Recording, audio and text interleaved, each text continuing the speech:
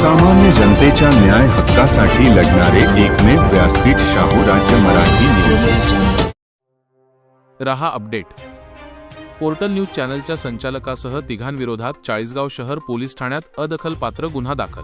चाळीसगाव ज्येष्ठ पत्रकार प्रशांत गायकवाड यांची बदनामी केल्याप्रकरणी रहा अपडेट पोर्टल न्यूज चॅनलचे संचालक मुराद इब्राहिम पटेल, पुण्यनगरीचे प्रतिनिधी विजय सुरेश गायकवाड आणि स्वयंघोषित कार्यकर्ता संजय पुंडलिक कापसे यांच्या विरोधात चाळीसगाव शहर पोलीस ठाण्यात अदखलपात्र गुन्हा दाखल करण्यात आला आहे। भारतीय न्याय संहिता कलम 356(235) नुसार ही कारवाई करण्यात आली असून प्रशांत गायकवाड हे लवकरच चाळीसगाव न्यायालयात तिघांविरोधात अब्रूनुकसानीचा दावा दाखल करणार असल्याची माहिती आहे। मिळालेल्या माहितीनुसार रहा अपडेट पोर्टल न्यूज चॅनलचे संचालक मुराद इब्राहिम पटेल यांनी पत्रकारिता व्यवसायाच्या अनुषंगाने ज्येष्ठ पत्रकार प्रशांत गायकवाड यांच्या संदर्भात अर्धवट फोटोसह एक खोटा व्हिडिओ बातमी तयार केली होती।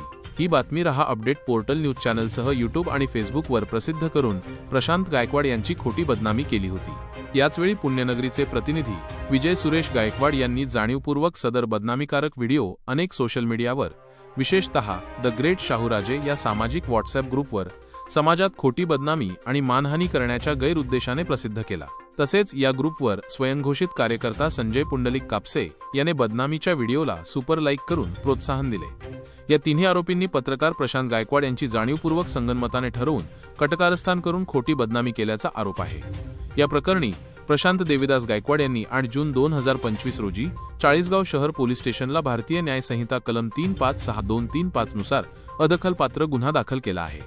या घटनेमुळे पत्रकारिता वर्तुळात चांगलीच खळबळ उडाली आहे। प्रशांत गायकवाड हे लवकरच चाळीसगाव न्यायालयात या तिघांविरोधात अब्रूनुकसानीचा दावा दाखल करणार असल्याने या प्रकरणाला आता न्यायालयीन स्वरूप येणार आहे।